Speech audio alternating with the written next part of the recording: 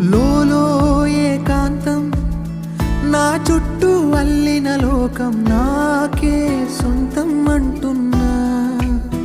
విన్నారా నేను నా నీడ ఇద్దరమే చా